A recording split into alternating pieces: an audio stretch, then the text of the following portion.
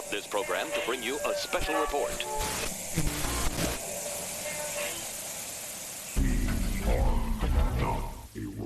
Hello everybody, welcome to the DC Comics Review Show here on Not a Robot. As always, I've got my amazing co-host here with me. Rob, you want to introduce yourself? Brandon, how are you now? I'm doing great, thank you. Good to hear. Yeah. And Josh, how you doing? Not too bad, man. Hello, humans out there. Yep. Today on the show, we will be covering Teen Titans Academy number 7, Swamp Thing number 9, Batman 116, Arkham City, The Order of the World number 2, Mr. Miracle number 6, and the Batman Superman Authority Special number 1, with a few honorable mentions that we'll get into during our news section. Of course, make sure you stick around until the end of each episode to hear our top 3 books of the week, the biggest stinker, and to find out which titles might just make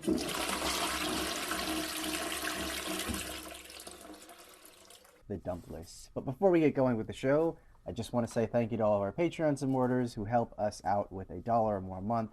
And thank you listeners too. Like, download, and share our episodes so we get more listeners and can bring you more content.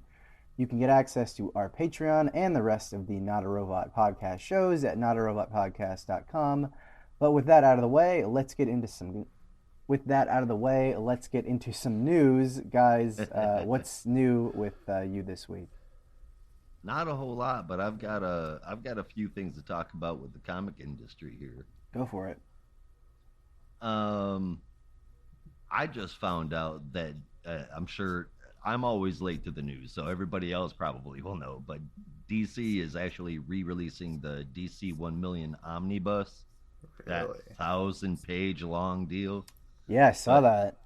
They actually Oh, did you see it? Did you see where they released it for like a bottom barrel discount price? It was and then $25, and every collector, myself included, shit themselves because they couldn't believe it could possibly be that low. And then they later canceled those orders because they knew no one was going to get it for that cheap. Right. Although I mean that has happened before. Like I got my Batman by Grant Morrison, the second omnibus, for I think $25. That one was considerably cheaper, but that was like one of those like crazy fucking Amazon sales where you see it and you buy it, like you don't hesitate. Like, you get it now because you know it's not going to be there, in a week or so. Oh yeah. Wow, that's damn impressive. But yeah, I mean, I want this sucker. I want it so bad. I ain't gonna be able to swing it, but I really, really want it. Yeah, I might. I don't know. I'm debating because I mean, I have DC 1 Million in singles, like in floppies, but I don't know if I want all that extra stuff. I mean, it would be great, but I just it would be cool to flip through the whole thing. DC 1 Million. It's got its flaws, but it was a really fun time. Yeah, no, I mean, I remember the first time I read it, I was kind of like, ooh, I don't know. It was a little like out there, but I came back to it a second time, and it was just, I think that time was a lot more fun, where I kind of just like steered into the craziness, and there's some really great moments there too, where, I think my favorite is still like Kyle containing basically the power of a supernova after Solaris explodes, and he has like this giant like old-timey safe, and he's like just looks like he's about to die but is still able to do it. So that's probably the only moment that Kyle Rayner has been worth a damn, but I'm just kidding. No, it's a cool story, classic Grant Morrison event, if you will. Actually, I think it might be his first one, if I'm not mistaken. First event that Morrison did? Yeah, I believe so. Like big event type thing. I think you might be right. Yeah. Because DC 1 Million was anything. Yeah, what, like 1999? Yeah. Final Crisis was 2008, so I think that was the first one. Damn. Yeah, check it out. Oh, I absolutely will. Real quick, I know we're covering it next week, but can we acknowledge Robin and Batman? Jeff Lemire and Dustin Nguyen. So excited! I'm so excited for that. There's not a single book that I'm more excited for next week. Yeah, no, I mean, I'm sure you guys have read Descender, so I don't even need to sing the praises of that. But I love that book so much. So when they were like, the Descender team is coming to do a Batman and Robin story, I was like, fuck yes. I'm so happy. Absolutely. So, yeah, no, I can't wait for that. And then I there's something I'm not sure if you guys were aware of or not, but the New York Times, TMZ, a few other places were all over this shit. At DC headquarters, the staffers had to call the LAPD and ask them to not just patrol the building, but to please go and patrol the homes of certain creators, colorists, artists, because they have been repeatedly given death threats over the Superman thing. Well, that was the case until another article came out that TMZ had faked the entire thing. Which Are you shitting me? Yeah, Seriously? I'm not even kidding. God. Like, I literally just read that article where they're just like, yeah, no, we made it up.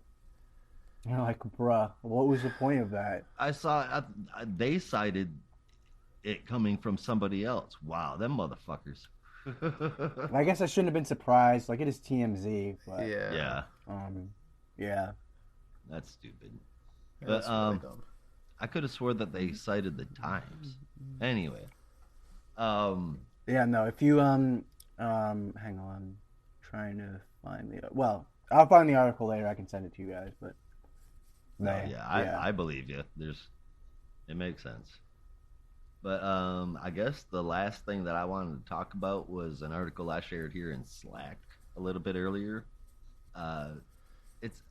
And this is coming from somebody that kind of does chew out some creators sometimes, and it makes me I don't know what the right word is. It makes me, I guess, reconsider the feelings of some of the creators. I've acknowledged that before, but Chip Zdarsky put out a statement saying that though there's a lot of fans asking for it, he doesn't think that he will ever do Spider-Man because he knows that there's a million different people that want a million different things, and the fan reactions to it, the expectations from each different crowd are not going to be met. So he just said, I'm not going to touch a property like that. That kind of astounds me, considering, now granted it was an alternate universe, but I mean, he's done Batman. Yeah, but I mean, honestly, it's not really surprising to me because I mean, he already had a pretty. You guys are gonna kill me. He had a pretty spectacular run on Spectacular Spider-Man. God, I wanted to end my life when I said dude. that. I love that. But yeah, no, I mean, I remember him saying, like, because everyone, when he sort of left that book, everyone was like, "Whoa, like, why? You were doing so great," and he's just like, "I didn't have anything else left to say. Like, I was done. I told the story I wanted to tell, and I left." And everyone was just like, "Oh, like, respect. Like, you came in, did what you wanted to do, and then just kind of left and didn't feel pressured about it." So he's kind of been pretty adamant about, like, once I come back to do Spider-Man, it is going to be if I have something to say, and if I don't want to feel like I'm pressured from anyone else. I'm just going to do it because I really want to. And I have massive amounts of respect for that, because I think most people, like, if you were offered Spider-Man, your first answer would be yes, of course. When do I start, right? Like, of course. It would. But then when you really think about it, it's like, well, okay, shit, I have the job now. What do I do, right? And you kind of have to give it some more thought. Which isn't to say that some people are, unprepared for it. I'm sure there are plenty of people who would be like, all right, let's go. Like, I already got, 10 story ideas cooking, but it's hard. It's hard if you don't really know what you want to do. Yeah. I mean, yeah, that is true. And the fact that Zdarsky didn't just sit around on the Spider-Man book, because let's face it, the longer that he's on it, the more cred he builds up. The more cred he builds up, the more money he's going to make, the more in demand he's going to be, and then he'd be in the same boat as Tynan and Snyder. Or not, maybe not there yet, but on his way there. He didn't just sit around and ride the coattails of a character that he knew would be great. You know what I mean? He got off of it when he ran out of stuff to say. Yeah, you gotta have mad respect for that. Yeah. I completely agree. It's like you come in. It is the definition of being a professional. It's just like you come in, you do what you want to do, and then once you're done, you're done. You don't need to overstay your welcome. Right? Um, You don't come in and not really say anything and introduce a bunch of characters so you can get licensing fees. yeah, it's like I mean, you could very well just kind of because I mean, there are a number of people who are offered a job and they're like, oh, of course, I'm totally gonna do it, and then they have a good time for a while, and then they just kind of run out of steam, and it's definitely pretty noticeable where it hits a certain point where you're just like, this is not nearly as powerful, it's not connecting as much, and you can tell that the creators just kind of like they just heart isn't in it anymore, and that sucks. Yeah. Hmm. But speaking of Chip Zdarsky, that was my news. I don't know if you guys announced this while I was away dealing with some personal stuff, but one of the things that I wanted to mention was there is a new series on Comixology that I think everyone should check out. I feel like at this point I'm basically like the Comixology PR team because I've been like pimping all their stuff and I don't even get paid for it. It's Um, you get it through Comixology, you get it through Amazon Prime. yeah, I it's mean, it's it's a just hell it's of a just great, resource, and it's a dude. lot of like Yeah. really good reads. So I'm not talking about Scott Snyder again, I promise. But no, this is a new series from Chip Zdarsky and Jason Liu, the team who did Afterlift, which I think may still be free on Comixology. That was how I got my copy, and you can Sweet. read all 5 issues, and it's great. It's a lot of fun. But they're teaming with Comixology again to do a new series called The All Nighter, which is, I guess, about what if vampires were also superheroes and they operated in the night. And it's just kind of fun and campy. And I've only read the first issue so far. I'll have to clear some time to read the second, but I would definitely recommend checking it out. Yeah, that sounds like a lot of fun. That's an Yeah, no, interesting it's idea. it's pretty cool, I would say, and they're pretty good about giving you a decent bit of content month to month. So I would Good. say it's definitely worth your time. Yeah. Um, all right, what else do you guys have? A bit of movie news. I yeah no TV news actually. TV news, cinema news. I guess Naomi has a release date. Nice. Finally, I know for anybody that's still interested, January 11th, Tuesday, in 2022, Naomi premieres on the CW. If you care about the CW, God, how wild is it? We're about to be in 2022. I know. I'm not ready for that. No, I'm not. I honestly can't blame you guys, but shit, the last 2 years have just sucked. Oh Yeah. yeah, Well, it's just like this year just went by so fast. Like I can't believe it's already 2022. Yeah, that's wild. that is And wild. we have an exclusive actual info on the Green Lantern series coming to HBO Max. There's not a lot of news. The tone is I'll going to take be it. a bit darker than first imagined, and it's going to be closer to the style of HBO Max's Watchmen series than anything else. Hell yeah. Yeah, so it's going to be pretty interesting with the different time periods, the different characters they have involved. There's going to be a lot of exploring the racism of the world, especially in the galaxy. They have Jessica Cruz, Simon Baz there. They're going to be exploring that side with those characters. It's going to explore a lot of stuff. It definitely looks like it's going to be quite the show, and I hope it hits the mark. And the rumor is that this series is the thing that's going to lead into the movie with Hal Jordan and Jon Stewart. Cool. That is cool. That's cool as shit, dude. I'm excited now. Mm-hmm.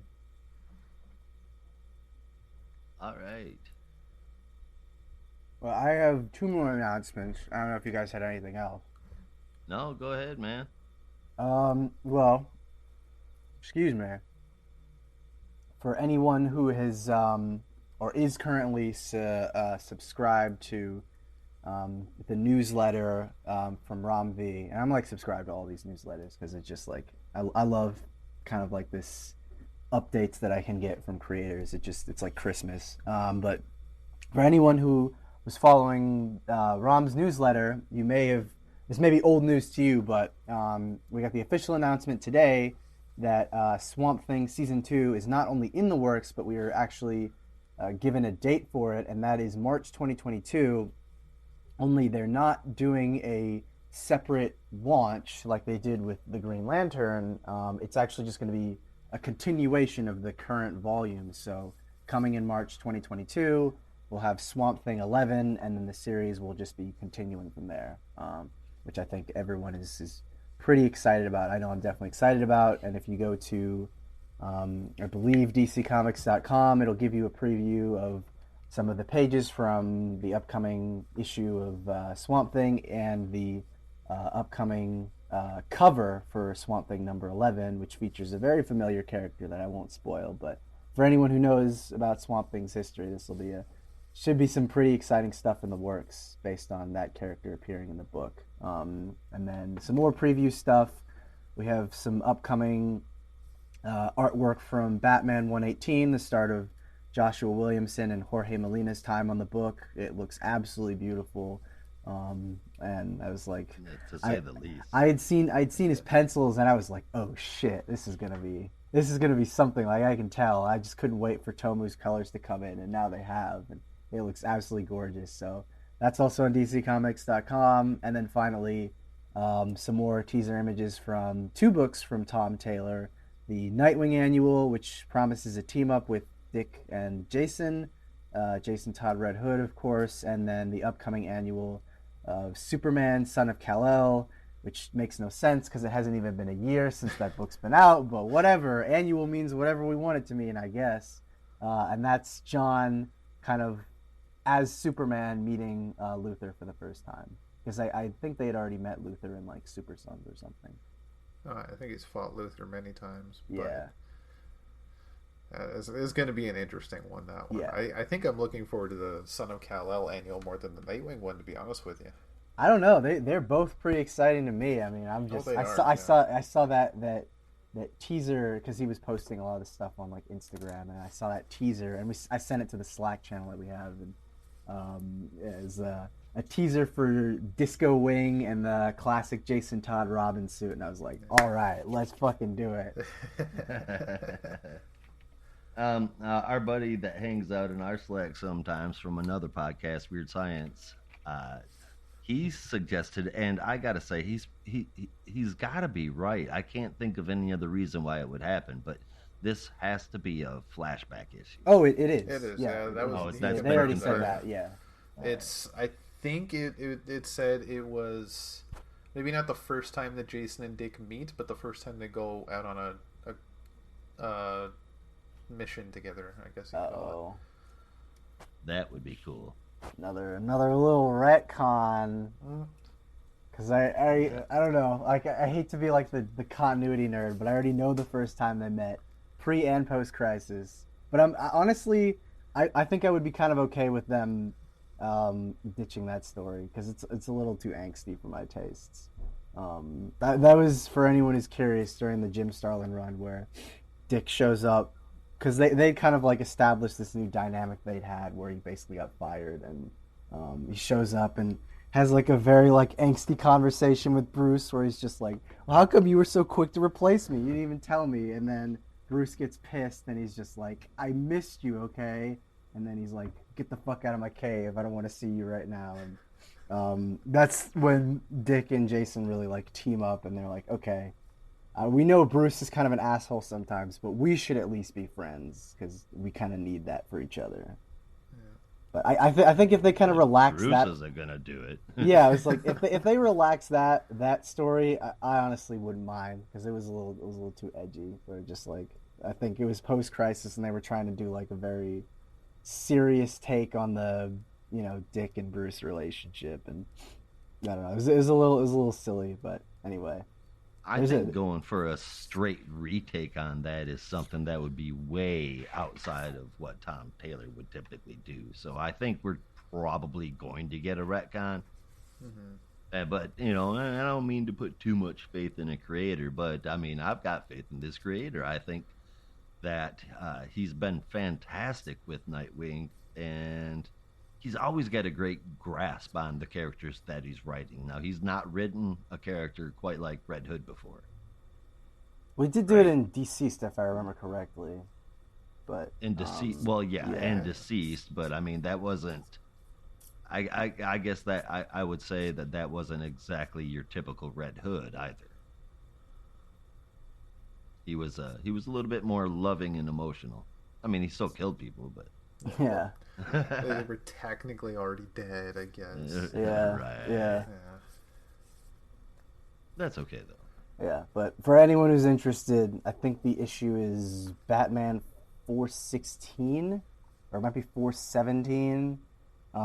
Starlin, Aparo, that whole team. It's like 1988, so it's very angsty. It's very like Dark Knight Returns, Batman Year One era style of writing. So if you're just curious to read that, you can check it out there. But if they relax that a little bit and it's not quite as like, yeah, it's not quite as edgy, I honestly wouldn't mind. Yeah, I mean, yeah. Well, we know you're not a big fan of edgy. You can't even bring yourself to watch the Titans. I know. Well, you know what they say. You get cut on edges. So. I got the jokes tonight. And they're dad jokes. I much know. appreciate them. Yeah. I feel like Rob is the new, soon-to-be new dad should be making these jokes. Yeah, Kind of beating you to the punch I'm here. saving them all. Oh, God. For when they're born. I've been trying to use a skit against them when I'm talking them into doing the cartoon show. Yeah. All right, let's hop into some of our honorable mention / lightning round reviews before we get into our regular reviews for this week. So, starting us off, Josh is going to give us a quick little recap of Icon and Rocket. Know that is out this week. It's continuing the Milestone Returns series of books, so I'll let him give us all the details. Well, I wasn't even really going to get into all the details. I want everyone to go out and buy these books from Milestone. This is completely spoiler free, and I'm just gonna jazz about it for a second. I think that they've made it pretty damn clear that they are not going to be joining the DC main universe, at least not for a while. But I think that is pretty badass. Keep in mind that I think it was Icon and Rocket, but I think it was Hardware, where. And they never say it by name, of course, but where this alien baby lands on Earth and he dies. Interesting. I don't remember that in Hardware, but... It's Icon and Rocket. Yeah. I can't remember which one it is, but that definitely does happen. And like I said, they don't say it's Superman, but I mean, it's Superman. Yeah, because I haven't been keeping up, honestly, that much with Icon and Rocket. It's mostly just been static in Hardware for me. Blasphemer. I'll read it when it's all finished. It's only 6 issues, so I'll be able to catch up once it's done. Yep. So I think the Dakotaverse is just fine. I do want to see these guys cross over. That would be epic for at least a small arc. They don't have to CW it all the time, and these characters are strong enough to carry their own titles. But some crossovers would be cool. These books are really good. I highly recommend all 3 that I've been reading from the Milestone universe. Milestone Returns is something I've wanted to happen for a long ass time. Please go out and buy these books. The creators are amazing. The stories are really good. And the art, you will fall in love with. Nice. Well, speaking of things that we've been excited for a decent while and also have some amazing art, the next book that I want to mention is Human Target, actually The Human Target #1 by Greg Tom Smallwood. King, Greg Smallwood and Clayton Cowles. Greg Smallwood kind of having a bigger opportunity in the DC universe outside of the one short story he did for Batman Black and White. So this was already really exciting for anyone who's familiar with his work. And man, then he like kicked it up a notch for this one too. Yeah, and I'm not going to get too into details about the story. It's very classic noir story. Someone's trying to kill Lex Luthor, and if you know anything about the Human Target, that's kind of his game of trying to find out who's trying to kill you and get them before they get you. Yep. But like a lot of the revival characters that Tom King has, I have a very weird history with them prior to him like relaunching them. I don't know why. It's almost like he has like a direct link to my brain, and he's like, what are the weird characters that Brandon has been exposed to that I want to dig up? Because I remember like one of the first issues of Action Comics I ever got when I went to New York with my family was like an old like beat up copy of Action from it's like a dollar bin or something, and right on the cover is Superman teaming up with the Omega Men, and I was like, who are they? And then I remember years later going to a library and seeing the Omega Men. I was like, oh my god, it's them! Someone's doing a series about the Omega Men. So it was like then it that. was Tom King. Yeah, it was that, and then with Strange Adventures. I think the first time I'd seen Adam Strange was in Young Justice in like 2013, and I was like, this guy seems cool. He's like got a jetpack, and he's on this alien planet, and he's got the beautiful princess and all that stuff. And then bam, 8 years later, Strange Adventures. Someone's doing a Adam Strange book. Imagine that. Yeah, I know. So the Human Target again, same thing. Like I was rifling through a dollar bin at one of my favorite comic stores in LA, and I happened upon this random Vertigo series from like a million years ago called Human Target. And I was like, I don't know what that is, but I saw Cliff Chang's name on the cover, and I'd read Paper Girls, and I was like, all right, I'll read this because I like Cliff Chang. And it was actually pretty good. It was the Peter Milligan run on Human Target, and I was just like, this is like a super cool concept, and I love it. Anyway, that's what makes that character cool, dude. yes, yeah. And So, yeah, I totally agree. Like Human Target is just one of those classic like DC ideas of like this is just a cool concept. Let's just run with it. So yeah, Christopher Chance, assumes the identity of someone who is about to be murdered, to kind of like weed out the murderer and then bring them to justice. And my hope is that if this series does well enough, they'll reprint some of the old Human Target stuff that I didn't even find out until much later in Detective cool. Comics, and that's like Len Wein and Carmine, or not Carmine Infantino. What's his name? Fuck. The other guy. I'm gonna get roasted for that. Dick Giordano, that's his name. Dick Giordano. Yeah, it's Len Wein, Dick Giordano, and those stories are great. If you can, I mean, they're really hard to track down, so you might have to use some other means to get them. But I'm hoping that DC will like take this as like an incentive to reprint those old stories because they're surprisingly enjoyable. But yeah, Human Target from Tom King and Greg Smallwood. I would definitely recommend checking it out. This was a pretty strong first issue, and I'm hoping it doesn't go too off the rails. But at the very least, it will look very pretty. And it's always nice to see like these classic characters. So I made a list, and I want you guys to give me your thoughts on it.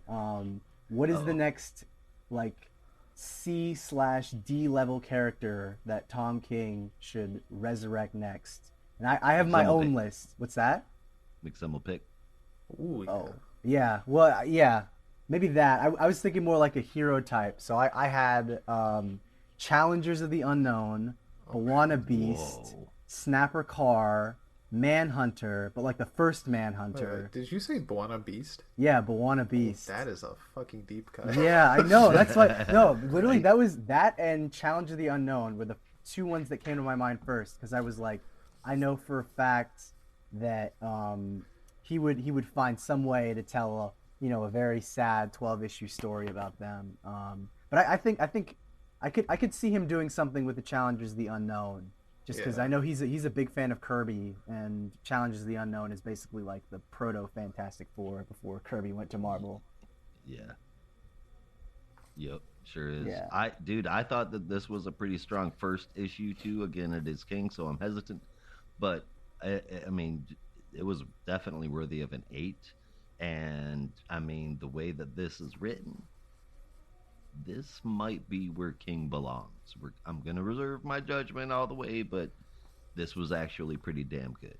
Yeah. Before I shut up about this, I have to ask you guys, what did you think of King's Omega Men? Oh, I loved it. It's still one of my favorite stories. I remember the first time I read it, I like fell in love with it instantly. Where again, it was like I had seen them once in a random issue of Action Comics, and I was like, the Omega Men, okay, whatever. And then I saw that name later, and I was like, all right, let's do this, let's check it out. And I was like, it was just such an interesting story from start to finish. Yeah, I don't know. I think that was the point where I was like, yeah, I really like, this version of the Omega Men. We all know why you liked that version of the Omega Men. Oh, why? Because they almost kill Kyle in it. Well, yeah, exactly. Yeah. Well, he actually has some pretty big moments in that run. So Yeah. I mean, He does. But they try to kill him, and that's not cool, man.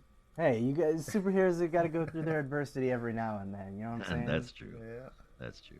It was a hell of a book. I did not like the fact that he tried to kill Kyle, but at least he didn't kill Kyle. That was the only thing that actually brought me to that book. All the advertisements leading up to it teased Kyle dying. Like, yeah, okay, I need to read this to see how it's going to happen. He did die, but if I'm not mistaken, but he didn't stay dead. No, well, they cut his throat, but he didn't die. He was just like wounded, and then they basically just radicalized him into joining the Omega Men, and then he eventually became the Omega Lantern and that whole thing. Yeah. No, that was that. I mean, I don't know. I thought that was a pretty high point for Kyle, and I was like, all right, whatever. Yeesh. Whatever. You don't think the White Lantern was a pretty high point for Kyle? Oh well, no. I mean, he was still. Torchbearer, Yeah, Ion. he was still the. Well, I don't know. I mean, I'm not the world's biggest fan of Kyle Rayner, but No. yeah. Well, I mean, there was definitely a time where I was like, I was fascinated by that period of Green Lantern history, and I still have a ton of some of like the, because you can find them in any dollar bin. They're so cheap. Of the 90s Green Lantern series, so I just had a huge stockpile of them. But I think once I got through that, I was like, all right, I'm kind of cool. And then I think he had some cool moments in the Green Lantern Corps series with like Guy, but after that, I was kind of like, all right, I'm kind of done with you, Kyle. Hal Jordan's cooler. That's funny. All right, should we move on to our last little honorable mention? I think so. Yeah. All right. All right, so this is DKOS. Oh no, sorry, Excuse DC's me? Dark Knights of Steel. Oh god, I thought you said a dirty word at first. What the fuck? So this is a passion project from Tom Taylor. He said as the book was on its way when he announced it that he is a huge fantasy nerd, and he's had a story brewing in his mind since he was a young lad. Oh, it And shows. he's so happy that he's finally able to build this world, and what an artist to go with him. Yasmin Putri just blew me Nails away it. with. Yeah, Oh, yeah. I'm so glad that she is doing interior stuff now. Like, I mean, she does Right? amazing covers, but sometimes it's hard going from a cover artist to an interior artist. But I really thought You she get a nailed lot it. more time on a cover. Yeah, exactly. But I felt. I mean, I don't know how you guys felt, but I felt like she nailed it here. Definitely. Fuck yeah. Yeah, Oh, yeah. especially in this specific setting. Yeah. It's the perfect world. For her, absolutely. Yeah, This shows it, man. yeah. For those that haven't checked it out, just to give you a brief glimpse, what we have is a look into a medieval world featuring all the heroes you love, with twists and turns that will amaze you and beautiful visuals to accompany it. Honestly, one of my favorite twists was, and I'll say this is kind of a spoiler, so I'll give you a fair warning, but it's at the very beginning of the book, so it's not the biggest spoiler in the entire book, because it's Tom Taylor. There's lots of spoilers for the book. Kal-El coming to Earth while his mother is still pregnant. Oh, That's one of the many twists that are going to help you fall in love with the story. yeah. And some of the choices that he's made for some of these characters for the medieval setting, I think just make sense. They're pleasing to the mind. It's well written, wonderfully drawn. And the ending of this issue was just so fucking. I didn't see it coming for sure. Yeah, Yes. and neither did Jor-El either. I got the jokes tonight. But I can't stand period pieces, like basically in any form of media. What the fuck?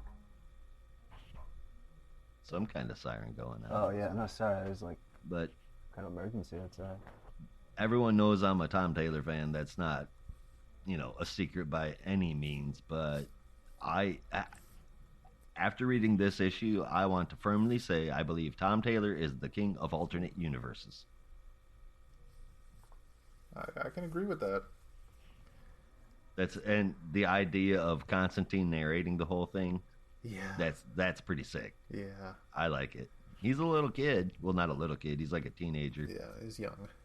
But And he's not even like the Merlin of the story. He's just a kid that can see the future, which is just wild. yeah, everything's a little different. I love it. I'm sold. I really am. Yep. Full on, this one would get an 8.5 out of 10. Yeah, fuck, I gave this a 9.5 out of 10. I wish I could read it 5 more times for the first time. Nice. All right, well, we will be moving into our regular reviews for this week, starting with Teen Titans Academy number 7. Josh, go ahead. Yes, sir. All right. TTA was written by Tim Sheridan with art from the team of Rafa Sandoval, Jory Tarragona, and Alex Sinclair, with letters from Rob Lee wrapped in a cover from Sandoval and Alejandro Sanchez. That's my boy. That's my favorite colorist. It goes him and then Tomomori. But this starts out where it was before. Greg has sided with Grog. Some believe it, some don't. Some don't even know about it for now. But they created distraction long enough for a lightning-fast talk with Greg, who does seem concerned about their safety. I guess it might be because they all fall under his spell, except for Summer, who officially gets called Black Ice in this issue for the first time. Other than that cover of the book when she was introduced, and then she was never called in. But she's referred to that like now. And wow, her powers look wicked cool when they kick in. I love that panel, man. That was pretty sick. Mm-hmm. But she talks to Greg, and it turns out that he's blocking Grodd's control of her, but he can only do it to one person. So he sends her back to the Titan's Tower to get help for everyone, and that's what she does. But they show up, and they're immediately underneath Grodd's control, so I don't know what they were thinking there. But everyone is under his control, but her still. As they fight, she freezes the device that he's using to amplify his powers, because, there's always is one. With no one else around, they start to fight. Grodd gets a little smarmy, and Greg realizes that Grodd wants him so much because he knows that Greg could whoop his psychic ass. So that's what Greg does, and he knocks him out. Then he chastises him. Later, Greg is all mopey and shit because he didn't take Grodd out when he had the chance, and worries everybody hates him because of it. Even though Changeling is sitting in his room trying to talk to him, and say, "No, dude, you're wrong. Everybody, it's cool." But Greg then writes a letter to Grodd saying that they're different and they're both where they need to be right now. And then through the mail, he sends him a quart of vanilla crunch or something ice cream with the letter. I can't imagine that they're so close that the ice cream wouldn't melt sitting in the post office mailbox for at least a night. Yeah. But in any case, on the next page, Grodd has escaped from prison, and he's sitting right outside the fence eating the ice cream. It was a good end to bringing Grodd in. I like it. I like the book. But I do think that this book really needs to get back on track. Though I love the characters and I do like this issue, I don't want it to turn into a bunch of silly, inconsequential Legends of Tomorrow kind of stories. It started off tied to quite a few different arcs going on, and now I'm worried it's going to go fluff. We haven't seen shit about Red X. There's been nothing more about the Suicide Squad. So I'm kind of like a where are we at kind of situation. I hope that worry is for nothing, but this issue on its own, it's still good though. I gave it an 8 out of 10. Yeah, I'm right there with you. I'm ready for more Red X. I really want to say this is really just their summer break kind of story, and then when we get into the second semester in issue 8, which still blows my mind, that we'll get right back into all the connections and the Red X mystery. hopefully this is just it was an enjoyable, it was a nice pause, and I hope that's all it was, just a pause. And hell, you can take that as a pun as well, because gorillas. But yeah, I Nice. enjoyed it. 7.5 for me. I think it was really good. The only thing that confuses me is, even in the DC universe, would a gorilla, even a psychic one, get sent to a prison? Maybe. Didn't they put what's his face? Grodd in Iron Heights? Threw him in there a couple times at least. Yeah, So I I just get see. Oh, maybe. Yeah, I yeah, think you're right. I It guess just they seems don't weird to me to throw yeah. a I know he's a talking, like, I don't know if he's a psychic gorilla, but a gorilla nonetheless. Yeah, I guess they just have that policy where they're just like, metahuman gorilla, Yeah. throw him in the prison. I don't care. Yeah, no, this one is all right. I ended up giving it a 7.5. Like, the art is nice, but it's just it was just kind of there. It didn't really do anything, and um, I don't know. I felt like I needed a bit more of an interesting hook, an interesting story, for it to really blow me away. So yeah, 7.5. Not terrible, but not great. Just kind of there. Yeah. I wouldn't mind more of these stories when they finish the whole Red X story, because you've set that up, you've teased it for so long, and you've Mm, sold us on it, and so give us that.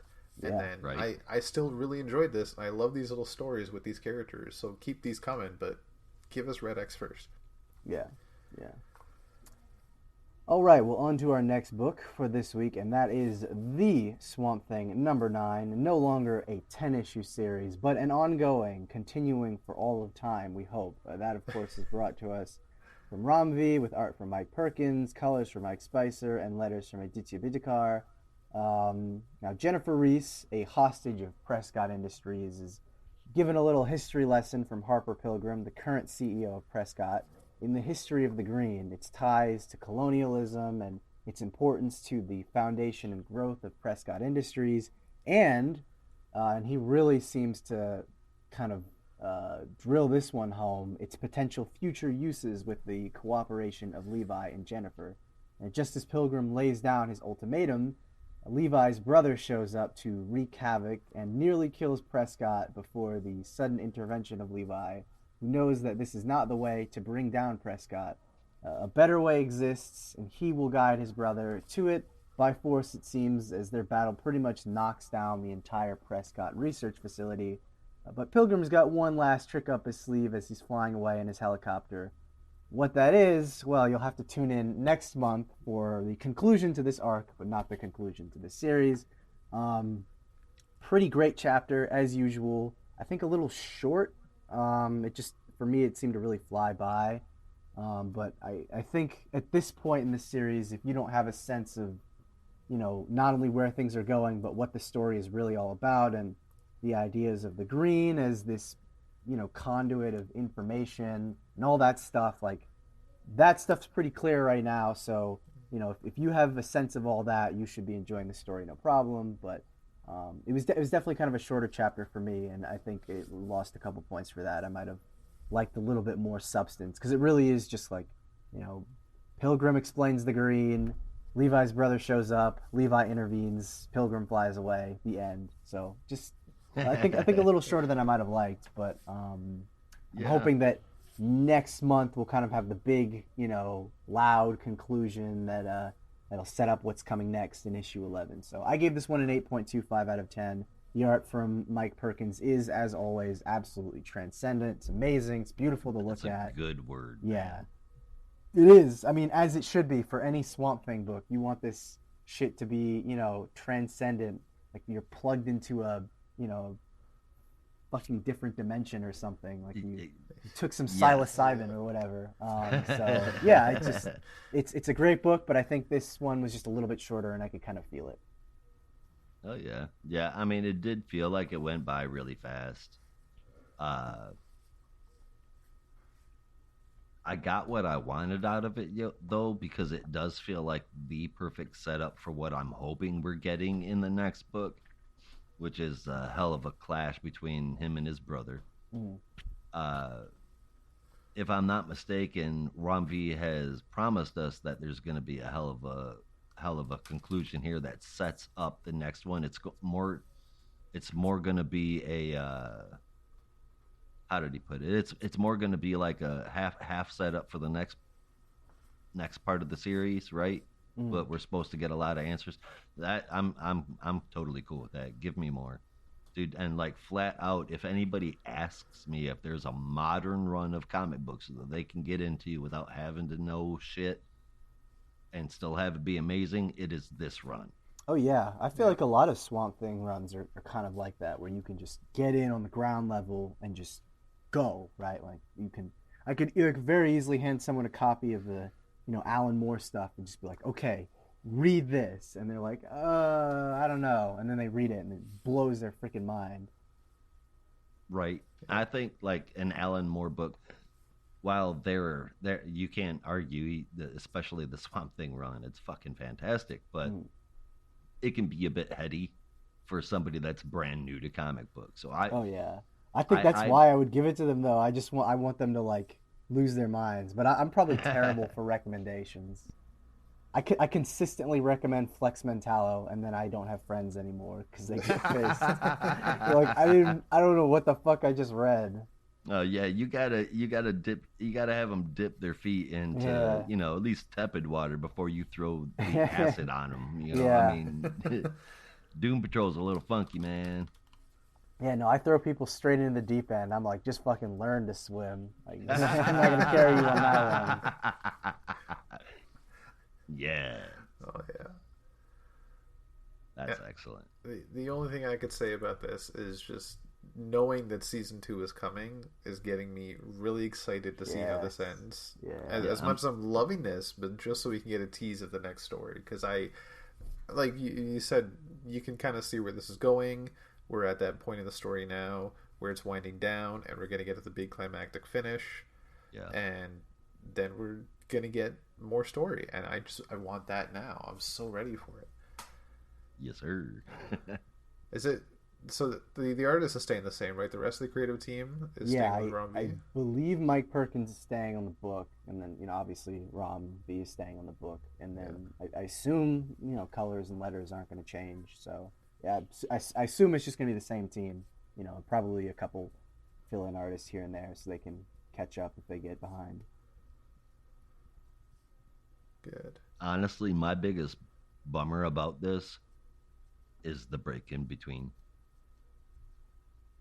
Yeah, no, I mean, well, at the very least, it gives you enough time to kind of process everything, give some people a chance to, maybe if they didn't get to read it, to actually read it and finish it, and then it's not a bad idea. Yeah, and honestly, I mean, I think this is done because the Swamp Thing run that he's pulling off is doing well. Because I mean, he said he was pulling back from everything because of his new baby, and I can't argue with that. I totally understand that, but he's making room for Swamp Thing, and I think that they were willing to give him that few months off just to keep it going, and I can't blame him, man. Yeah, no, and I mean, it seems like Rom was just getting, I don't want to speak out for him, but it seems like he was definitely getting busy with work too, because I mean, he had JLD and of course the Swamp Thing, and so much was finishing up Layla Starr and then getting ready for Radio Apocalypse, and then he talked about him and Evan Cagle are pitching a new book, and then obviously Venom over at Marvel, and then Catwoman too, so there's just a lot of stuff. I didn't hear about the Venom shit. Yeah, no, he's doing Venom over at Marvel. Oh wow. Yeah. Sweet. Yeah. Him and Al Ewing. That'll be great. It's coming out next week, actually, I think. Oh, sweet. Oh, yeah. Sweet. I'll have to check that out. Yeah.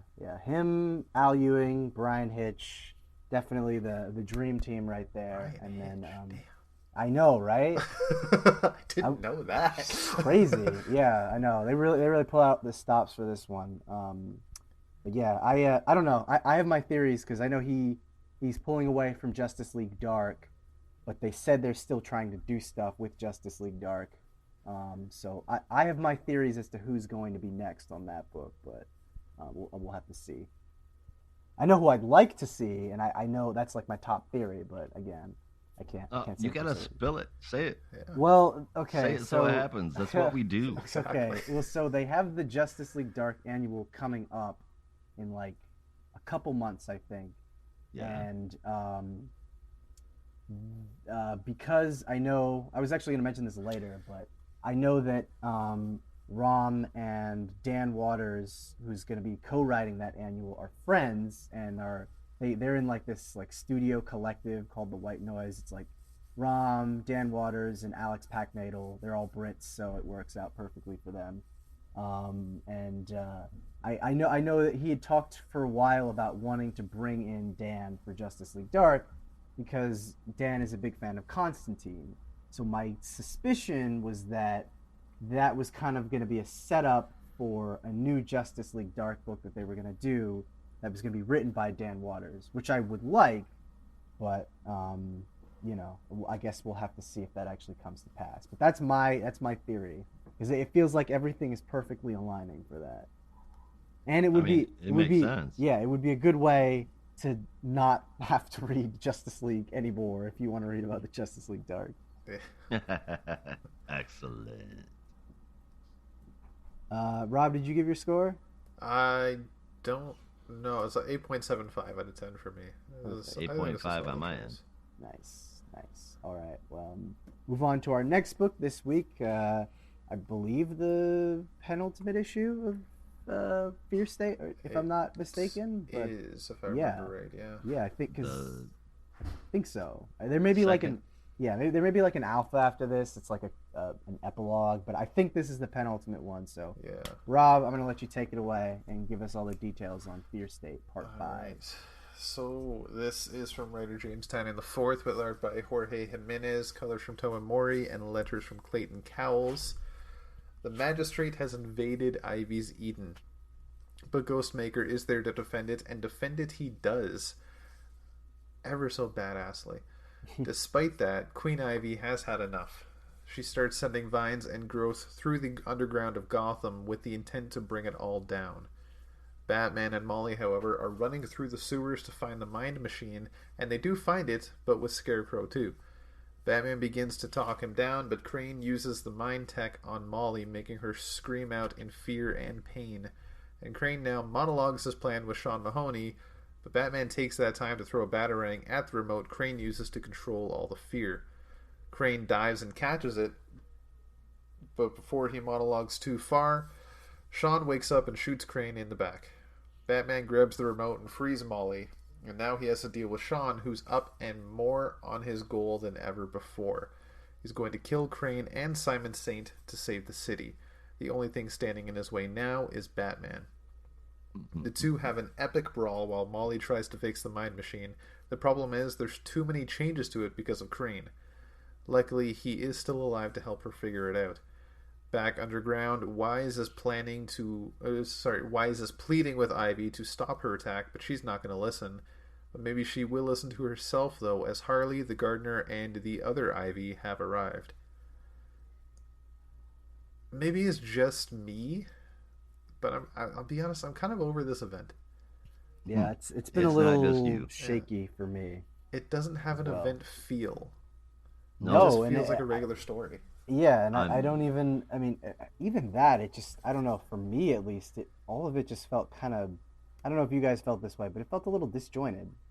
Like, Yeah, it feels like felt there's. lazy as shit. It felt, Yeah. honestly, it felt like Tynan was like, fuck this, I'm out. Yeah, no, it felt very much like. I had that same thought where it was like, I'm out the door, so Yep. like, Yeah. let's just get this shit Not- done. He was like, nothing will make you fuckers happy anyways. Here. Yeah. I'm already out the door. Like, I get that Substack money, so you know, let's just get this. Like, it literally feels like the epitome of like it's 1 a.m. and you have a paper due at 8 a.m. and you're like, let's just get this shit done like as fast as we can. But it just feels cluttered. Yeah. So, yeah, this Cluttered and loose. Yeah, At the same time. I mean, the art is great. Like, Jorge is just drawing his heart out, and it just kind of pains me that the He story definitely isn't. deserves praise. Yeah, it just pains me that the story isn't quite there. So, Yeah. I actually ended up rounding this one up to an 8. It was originally at a 7.5, and I think that was mostly because of the art. So I'll keep it at an 8, but needless to say, this event has been a little bit scattered. Yeah, that's one way to put it. Um, I gave it a 7.25, and I mean, honestly, that's in large part due to the art. A lot of stuff does happen here. Scarecrow gets shot. Peacekeeper wants to kill everybody, even Simon Saint. Molly and the Mind Machine. Ivy wanting to destroy everything, but it's it's it's even worse than watching a table tennis tournament. Hey, table It's tennis just tournaments can be a lot of fun. Have you seen Yeah, the I way these guys know. play? I have, man. They're fucking insane. well, the back and forth and the jumping all around and the Oh, ping pong yeah. of it all. Fair It's enough. just Okay, I get not. what you mean. I didn't mean to insult the sport of table tennis. So sorry.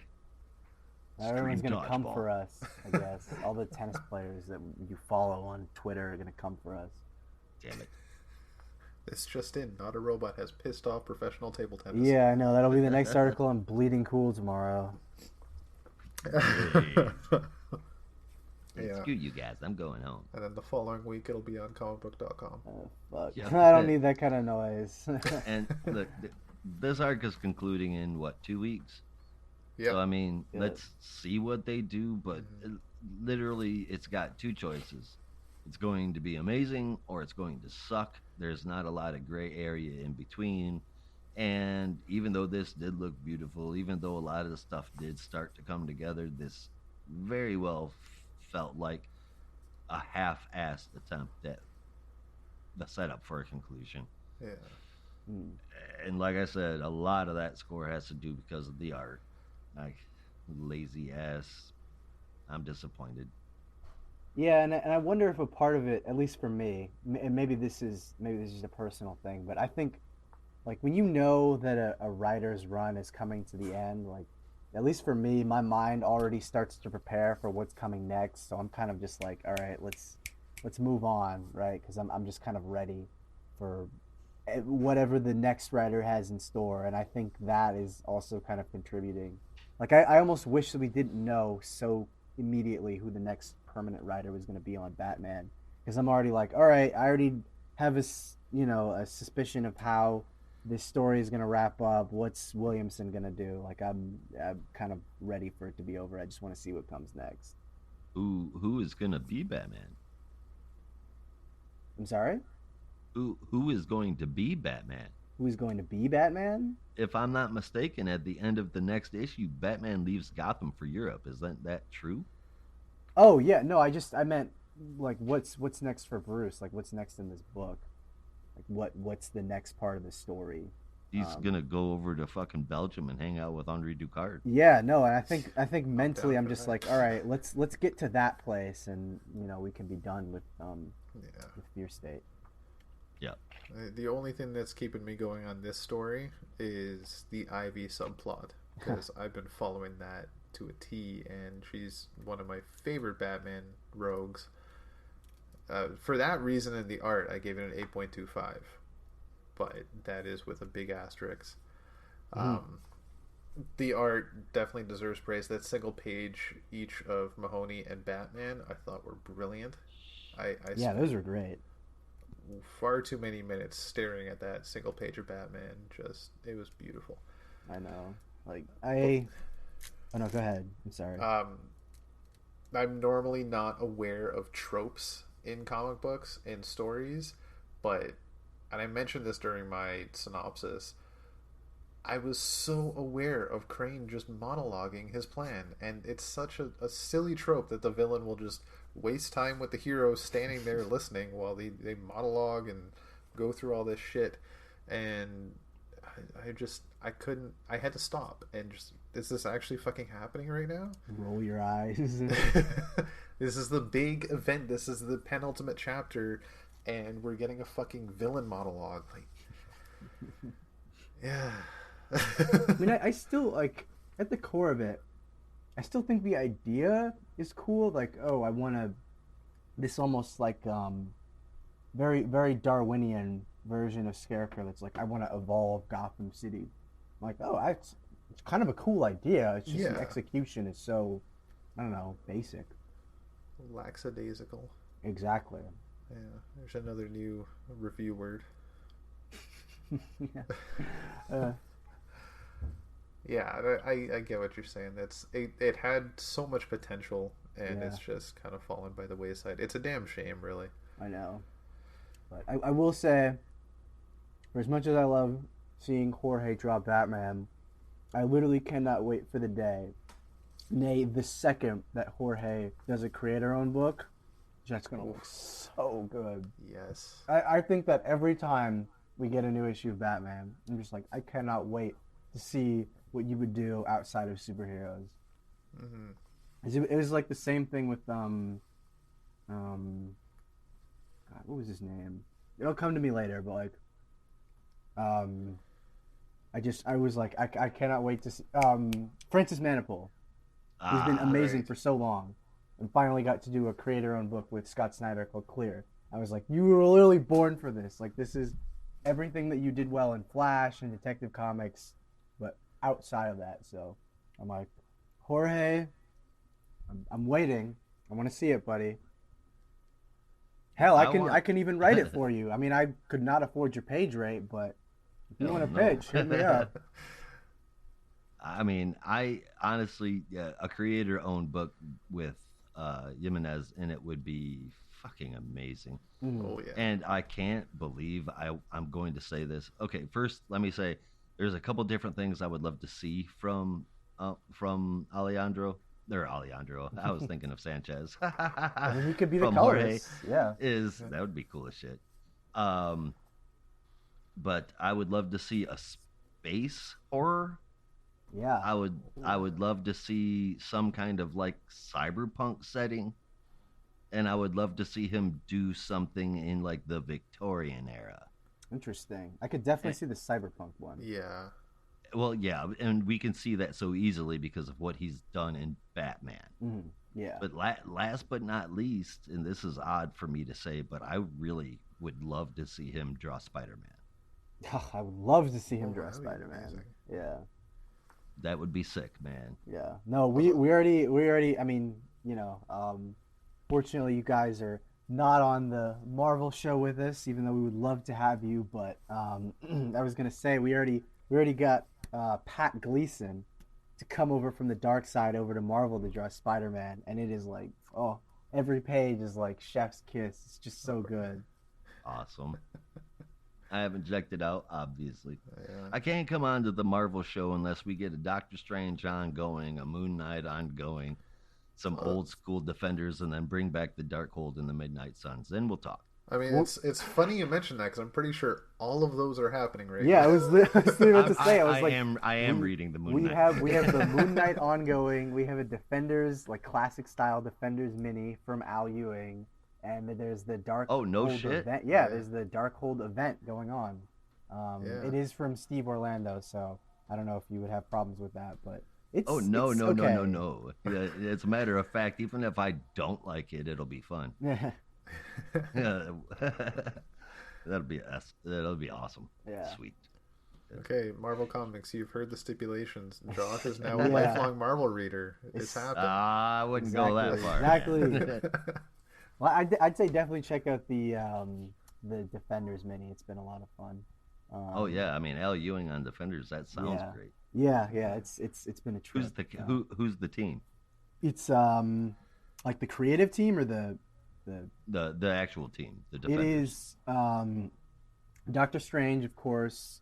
The Masked Raider. Oh wow. Betty Silver Banner. Surfer's on there? Yeah, Silver Surfer, Betty Banner, in like her monster persona, and then Right. what's her name? It's like another like an old like deep cut Defenders character, but I'm blanking on their name right now. Yeah, but anyway, it's a pretty crazy team. It sounds pretty crazy.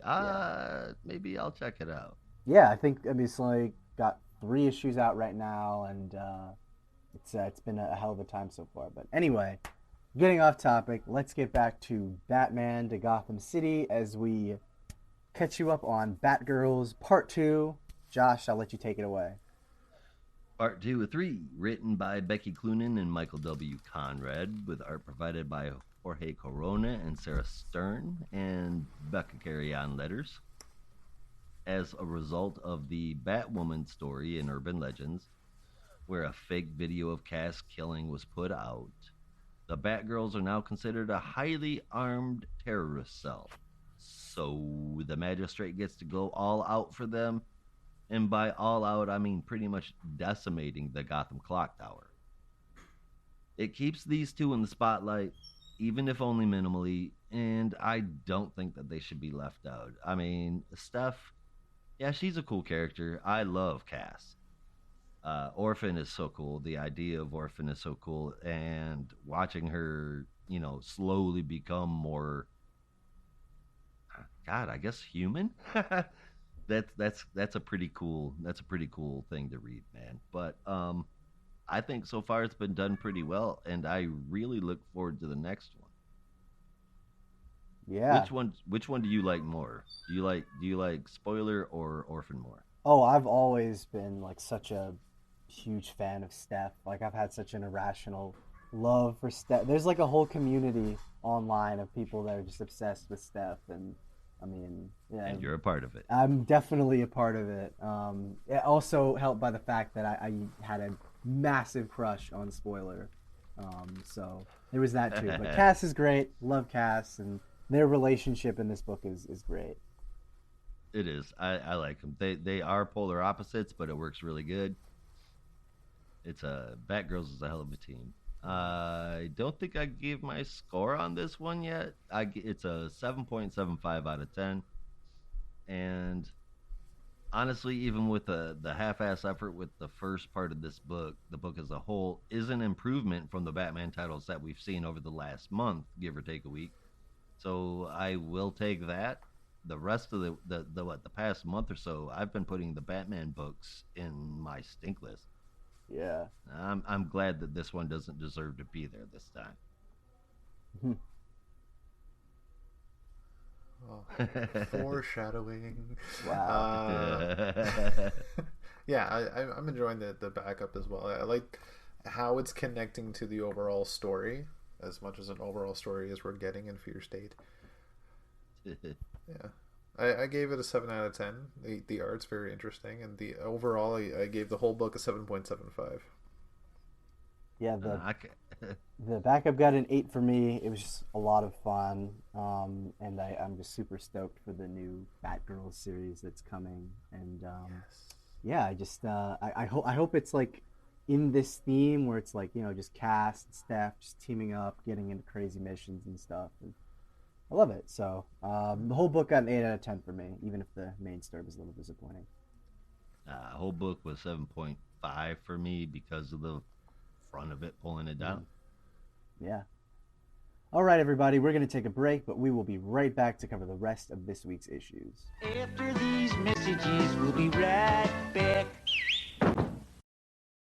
Now, back to our program. All right, we are back, and we are hopping into our reviews, starting with Arkham City, The Order of the World #2. This is brought to us by Dan Waters, with writing, Danny on art, colors from Dave Stewart, and letters from Aditya Bidikar. So Dr. Double X is trapped in the basement of a crack house, basically, being used by junkies. While the police are searching for him and the other Arkham inmates, the Ten-Eyed Man doesn't feel like he can trust Dr. Joy completely, and vice versa, but he's still willing to confide to her the secret location of Dr. Double X using his mysterious map, and she takes that information to Detective Stone to let him know that he is somewhere in the Bowery.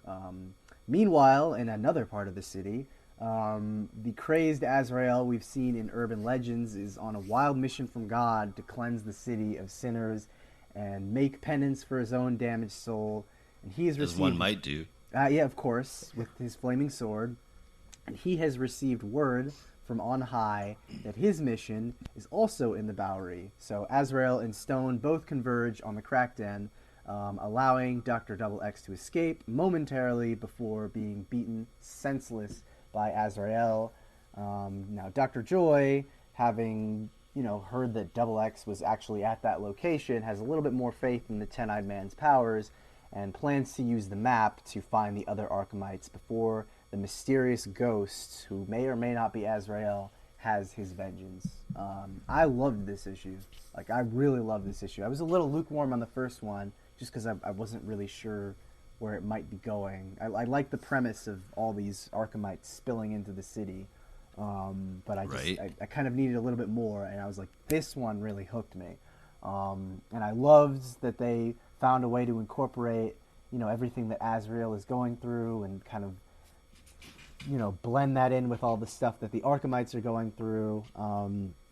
And really kind of seeing how, despite how mad the city is, it's almost welcoming in a way to these crazy people. I think Ten-Eyed Man says it, where it's basically just like, the city tried to contain the madness that was in the city, but now the madness is spilling back out into the city where it belongs. And Rob's cat is co-signing because he knows that I'm right about that.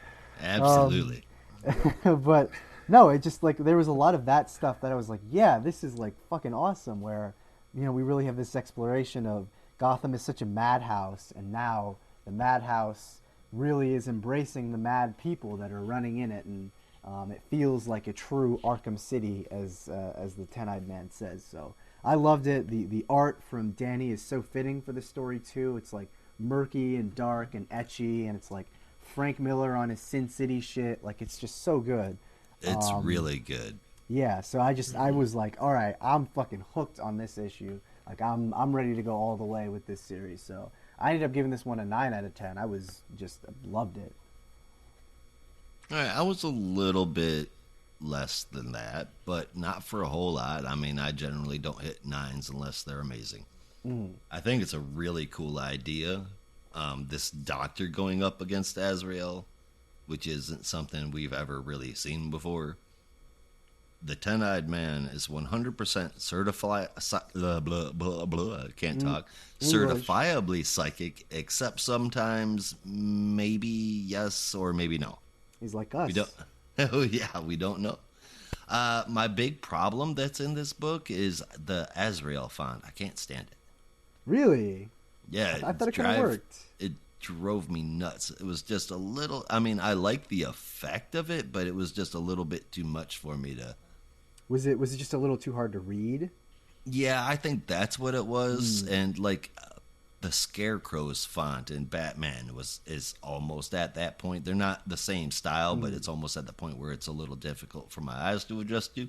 Just because of my 42-year-old ass. I don't know, I can see that. But yeah, no, I think it worked for me because it was just like, you can tell Azrael is like really lost it at this point. So everything he's saying is like shaky. So every time he's like, Lord, send me a message from on high, you're like, oh, that font means he's fucking nuts. Which I think is perfect for Azrael. That's true. Yeah. That is definitely true. It's a little hard to read. I mean, yeah, it's a little hard to read. Oh yeah, I get that. Cool, but pulling Double X from the 50s, that's pretty cool. Well, I thought Double X was dead. I had a little moment of like recoil, just because I remember that was how City of Bane started, where Double X was like, he was murdered, and like Joker and Two-Face were like the Gotham detectives, and what's his face is like Bane's like mad twisted version of Gotham City. But maybe he wasn't dead. I have no idea. I completely forgot he was in that. Yeah, and I'm sure you and most people did too. But I was just like, I think because that start threw me off so much, I just didn't forget it. I'm loving this. I'm glad you guys are loving this. It's definitely staying on my pull list. I gave it an 8.25.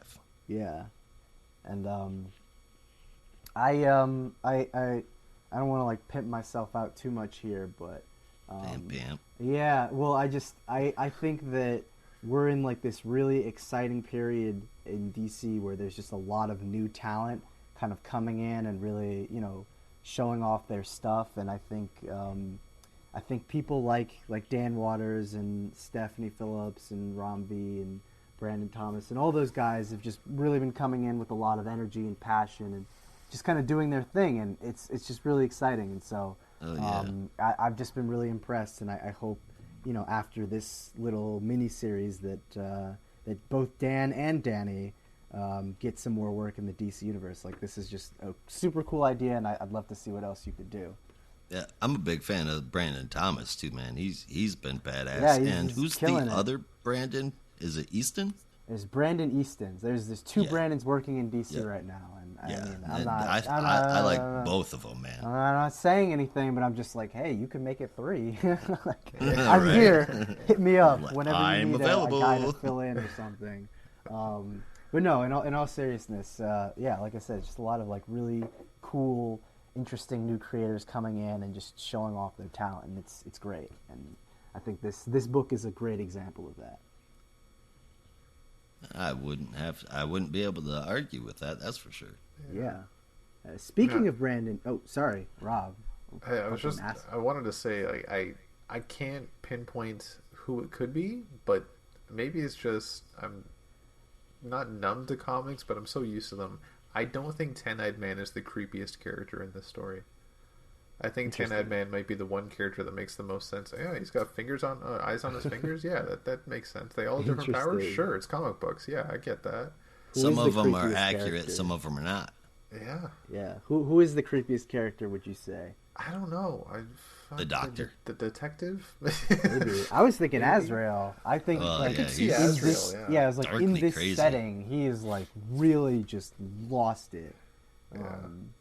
I mean, I've always been freaked out by Jervis Tatch a little bit. Oh, yeah. Did the Alice in Wonderland movies scare you as a kid? No, but Jervis Tatch certainly did. Mind control, that's way worse than drinking tea. Exactly. Hallucinogenic, psychedelic tea. But yeah. We're in the spirit world, asshole. I'm sorry. Only old people will get that joke. Did you guys give your scores, or? Yeah, I did. If I didn't, 8.5 for me. I'm Nice. really digging this book. Yeah. Nice indeed. Yeah, like before we cut him off, Brandon was going to say, speaking of Brandon Easton. Yeah, I was like, speaking of Brandon Easton, perfect segue into our next book, which is the final issue of Mr. Miracle, The Source of Freedom. So, Josh, I'm going to let you take it away, man. All right, we'll do. Again, written by Brandon Easton. Yannick Paquette and Nathan Fairbairn on the cover, with Fico Ossio, Enrico Renzi inside, and Rob Leon letters. All right, here we go. We don't really have to get right to it here because it's already happening. Shiloh is fighting Neverfree, and remember, he's got the Mobius chair. That doesn't help out a whole lot, though. Never is threatening to do something with her world-killing engines of domination, and no, I did not make that up. The next page, we see what that is. The only problem is that the art here is so busy, I can't really tell what's going on. I guess from the page after, it's supposed to be the world killers coming to life, but it's so busy that it's like too much, and you can't really see what's going on. When the world killer goes off, the mother box tells Shiloh that there's a 0.00004 chance of survival, which is not very good, so they need to move fast.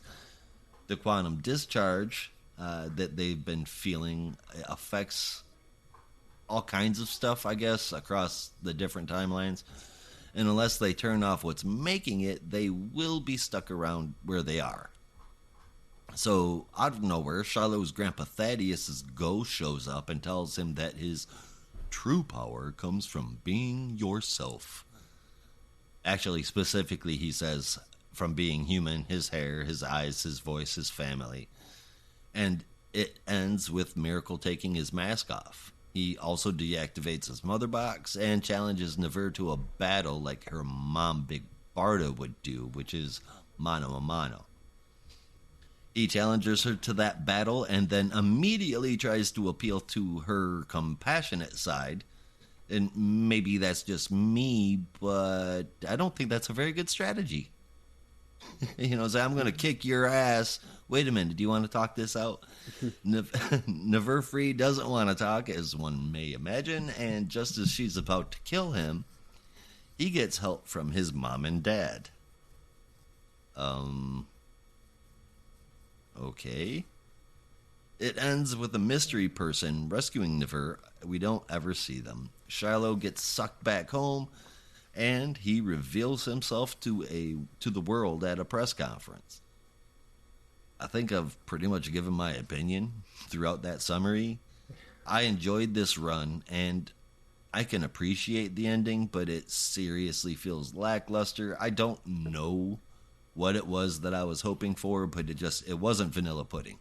That's for sure, and that's kind of what I feel like we got. I gave it a 7 out of 10. Again, it was enjoyable, but this is just a comic book. Wow. That's a bummer for me. Mm-hmm. My first note is ended on a high note. I thought it was a very, very interesting ending with, I think, a good setup to more story, because we never completely found out what happened to Scott and Barda, and Never is obviously going to return at some point because there's that big tease dropped that somebody took her away.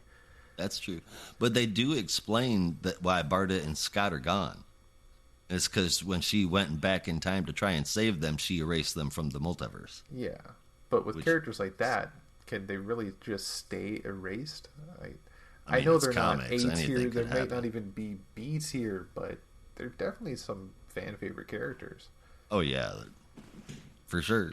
But, it is a convenient way to segue away from Scott-Free and the melodramaticness that comes along with him into, basically it's somebody that's got a bit more of a personality. That's, I think, is a great idea. It's going to be interesting to see if it does continue. It's going to be interesting to see how they handle this and whether or not we'll have to deal with somebody named Never Free again. But this one landed flat, man. Yeah, no, the series had its ups and downs for me, but I was pretty uninterested in the ending, if I'm being honest. The art was nice, but the story really just didn't grab my attention. I can pretty safely say that I probably won't be revisiting this series anytime soon. I would have liked something a little bit more consistent, a little bit more interesting. Like I said, it had its high points, but Ultimately, it was really flat. Yeah, I don't know that. Yeah, in the end, it just really wasn't that interesting for me. And I'm hoping that whatever they're doing with some of the other teases for the New Gods is a bit more satisfying than this. What kind of other stuff are they doing with the New Gods? Well, that's a great way to segue into our next book, Superman and the Authority. Except it's not. It's the Superman / Batman or Batman / Superman, take your pick, the Authority special #1, which is continuing the story from Superman and the Authority, as well as developing some stuff for this story in Action Comics. So I'm going to let Rob give us all the details on that. Alright, so this is from the singular writer of Philip Kennedy Johnson and the many artists for one part of the book. Trevor Hairsine, Jonathan Glapian, Scott Hanna, and Rain Burrito doing the art for Earth Zero, with Ben Templesmith doing the art for Shadow Earth, with letters from Tom Napolitano. I need to remember that name, Ben Templesmith.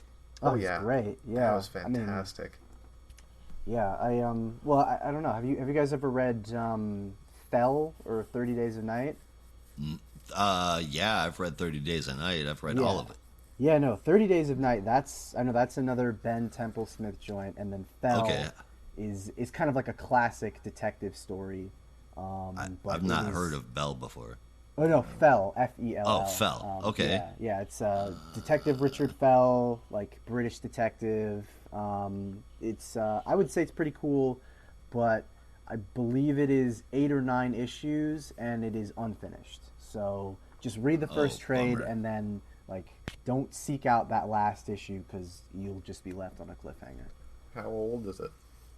It's like no chance it's ever coming back, kind of older. Well, it's complicated because I want to say it came out like 2006, 2007, and then once that issue came out, they just like took a break and they just didn't have a time to get back to it. Also, a little bit more awkward. The series is, of course, Ben Templesmith, but it's written by Warren Ellis, so obviously that's a little bit, yikes. yeah, a little bit of a tricky Yeah. thing. And then, of course, there was that whole kerfuffle a couple months ago where they were like, "We're bringing back Fell," and everyone's like, "What did you just say?" Right. Excuse me. So it may be coming back, it may not. I don't know, but I would still say check out that first volume of Fell. It's pretty good. Yeah. I mean, if you can get it on Comixology. You Or- should. Yeah, you should. And then I think the trades on like eBay or Amazon are pretty cheap because Yeah, I you don't should know. be able to find it there. Yeah, I don't know if Fell was a big seller, so that's probably why. Yeah, I'm looking at Amazon right now. It's like you can get a used copy for $1.71. So Whoop whoop. yeah. All right. Okay, so I have tried to summarize this as best I can without going into immense detail because there's so much going on in the artwork alone. Yes, indeed.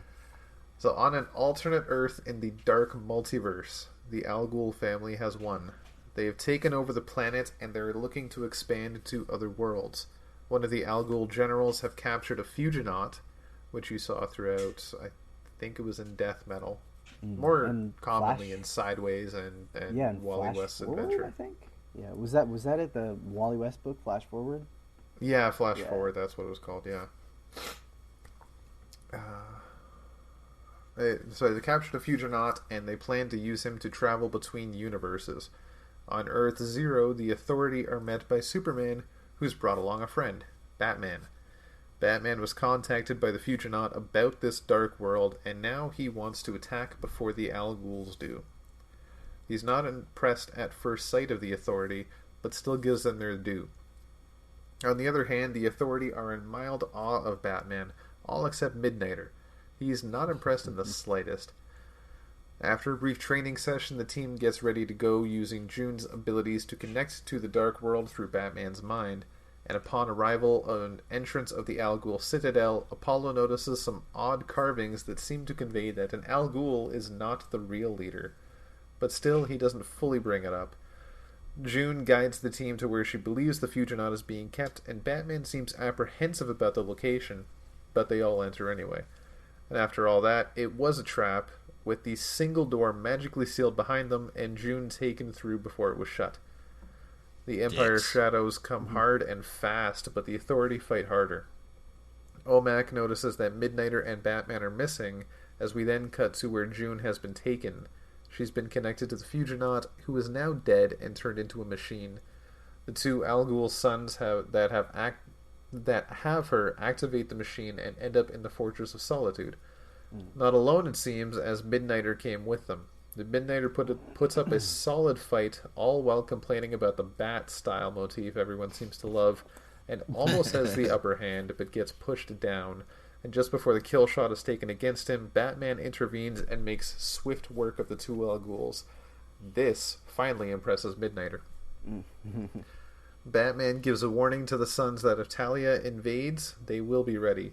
And June, now free, uses her power to send the sons back to the Dark World and brings the Authority back in return. With everyone back and safe, Batman himself is impressed with the team and with a goodbye, wishes Clark well up there. Lastly, in the Dark World, the Al Ghul sons return to the leader to admit defeat and the loss of the Fugonaut. The leader rises out of his chair to show that it's actually a version of Bruce Wayne who is happy that these boys had their defeat, to teach them where they need to strengthen, and vows that they will see their enemies again. That was a tease. That was a one very went good well. tease. Yeah. I thought for sure we'd be done with the Dark Multiverse, but I always believed there was so much potential there, and I'm not against this. I'm going to be honest. Some people might hate the idea of exploring the Dark Multiverse again, because I think Death Metal left a bad taste in a lot of people's mouths. Fucking right. Metal doesn't taste very good to begin with. But I'm kind of digging this. This seems like an interesting twist because this isn't just your typical Batman takes the place of a DC superhero. No, this is like an actual story that could have happened, and this is what could have come of it. And It is very weird, yeah, but it's also very interesting. it is. And the art to go with it. Oh my god! Yeah, Yep. it's And great. the cover. I think I forgot to credit the cover. The Batman and Midnighter together should have happened years ago. Oh yeah, That's all I'm saying. yeah. That was something I didn't know I wanted. I was so happy that happened. Yeah, I mean, it was really interesting, if not extremely bizarre. Yeah. One that we could see come up again for sure. And I wasn't 100% positive that it was Bruce Wayne at the end, but I mean, it's the only thing that really makes any sense. Yeah. Yeah, it's clearly it's like given it's the dark multiverse. So this is the version of Bruce that was like, all right, I'll marry Talia and be the heir to your empire, and then this is what happened, I guess. Yeah. Okay, so yeah, all right. I think the issue went by like super fast. Really? I think, yeah, and I think that the wrap up for it was way too easy.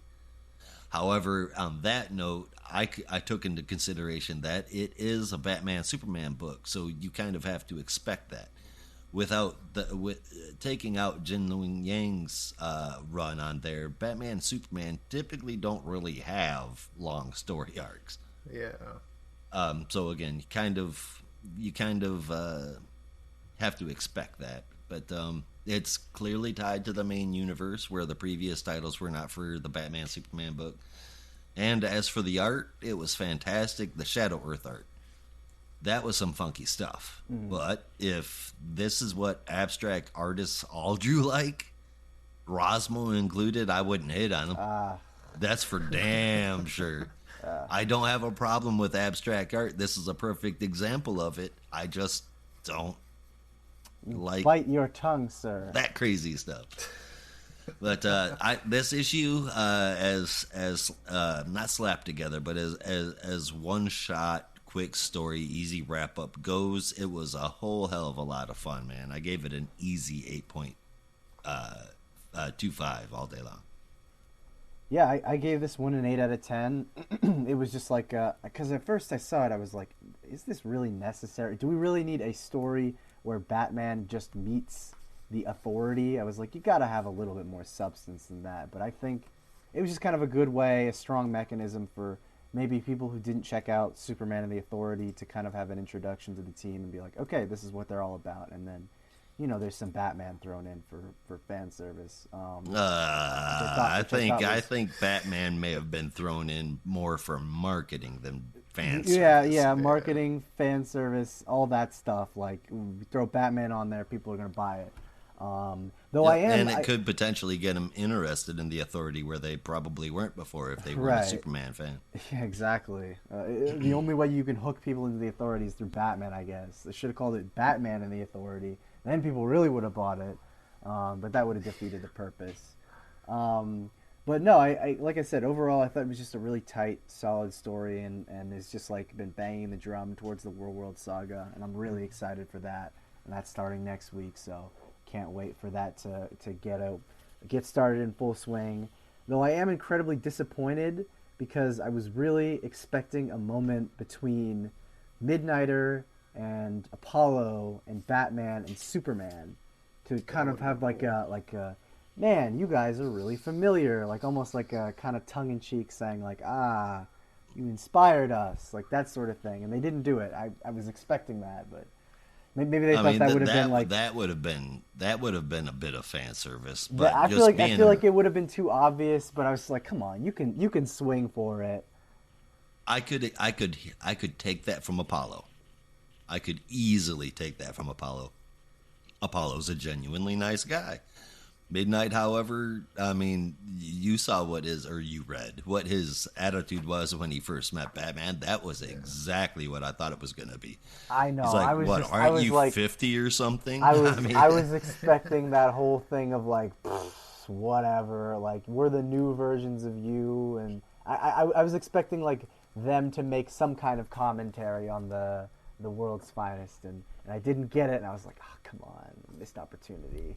But other than that, is it an was, interesting. Wait, we have a world's finest with female characters coming out soon, don't we? Or we're maybe me and Rob are just bullshitting about that. That's is this? possible. I know there's a familiar. world's finest story coming up in Detective with Mark Waid and Dan Mora, and then there's supposedly everyone's like theorizing now. It's like they're gonna relaunch the old World's Finest title with Mark Waid and Dan Mora. That I would hope be that's true. sick. But again, that's all rumor right now. But I hope to God that's true. That would be so good. I hope it's true, but I also hope it's got a slightly rotating B-list cast. World's maybe, yeah. I don't know. I feel like where Mark Waid shines is definitely Superman. So Oh as long yeah, as you no. can do that. Like I think Batman and Superman should be like on it, but I would like to see it not just be them. Yeah, I think if you want to do something like that, I think they should maybe try and bring back Brave and the Bold, because that was kind of like the DC. That was basically their version of like Marvel Team Up or something, where you could have just two characters just kind of meet and do their thing. But other than that, it was a fun issue. Like it was just cool, and I'm super stoked to see what Philip Kennedy Johnson and crew are bringing next to Superman. So I gave this an 8 out of 10. Like I said. Yeah, I think if anything, like there's so many reasons this book could exist, like Batman, Superman epilogue, Superman the Authority epilogue, lead into the War World series. But honestly, I think at the end of the day, the whole book exists just to give us another reference to Grayson. Yes. Fantastic series. Yes. Oh man, I was so happy to see that. Oh, I was wondering if one of you was going to mention that because I felt so validated. What did I miss? He said you did a nice job with Grayson. Kid's tough, and I was like, fuck yeah. Oh yeah. Validation. Yes. Because they had like never forget that panel of Midnighter looking at the Spiral Agent from behind it. I'd recognize that as. Oh anywhere. my god, I love that. So good. they literally had like I forget what issue, but Dick was like, we have like a frenemies relationship. I was like, oh my god, you're killing me. That's awesome. Yeah. I think that's. Oh, go ahead. I was gonna. I gave it a 9 out of 10, but hell, just for the Grayson reference, 9.15. Yeah. Oh my god. No, I selfishly I hope that they can find a way to have like a Nightwing Midnighter like reunion one more time. I know that is total fan service, but I'm like Tom Taylor. I'm just like, give it to me. I'll take it. I don't care. I fuck everyone else if they have a problem with it. No, hell no. I want there to be more Apollo and Midnight. No, that's what I'm just like. It's total fan service for Grayson fans, but like at this point I don't even care. I just want to see it. I don't think that. I honestly don't think that they would bring them back without at least acknowledging that, or having maybe not like a crossover, but like a cameo or a pop in, or maybe a single issue team up. They can have an issue of Nightwing where he teams up with the Authority. There you go. There's the pitch. Well, they're off world though. Well, they'll get back eventually. They'll find their way back, assuming they don't all die. Fingers crossed. That's just rude to say about Midnight. Now, Brandon, if you had to pick between Grayson or the current Nightwing, which would you want to be ongoing more? That is tough. Current run. I don't know, because I mean, Grayson was just a lot of fun. I mean, they kind of told the story, like once they finished with the like Dr. Dealist stuff and wrapped everything there, it was like, okay, that story's done. But like there was still a lot of story that they could have done with Spiral and Dick and she wasn't Huntress, but Helena Bertinelli and like all that stuff. I don't know. I mean, I want to say the current run just because it's like it's very tied to Gotham and the Bat family and stuff. But honestly, if they had extended Grayson for like another 15 issues, I'd have been fine with that. Yeah, I think everybody would have been. I just there were maybe points not of everyone. Grayson that There were felt. some people who were complaining quite a lot. Well, I mean, okay, so nearly everyone, but there were times where I felt like it was kind of going really slow. Or maybe it was just I wasn't into it that much at that's times, a possibility. but I don't know. It It was definitely a took good its time. run, yes, Yeah. but it's not a hard choice for me. I enjoyed Grayson, but this Nightwing is sick. I love it. No, Yeah, I know I'm definitely biased. Like I just fucking loved Grayson. I wrote an article about how much I loved Grayson. Oh, yeah. I can send Sick. that to you guys if you want. It's embarrassing. Absolutely. But, it was literally just I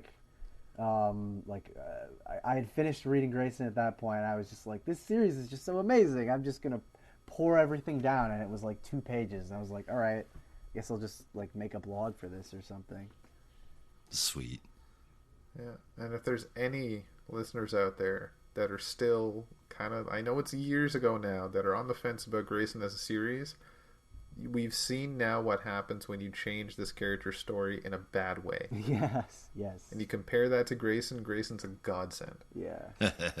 Yeah. No. No. Grayson versus Rick is like. Oh my god. Yeah. No. Like fuck.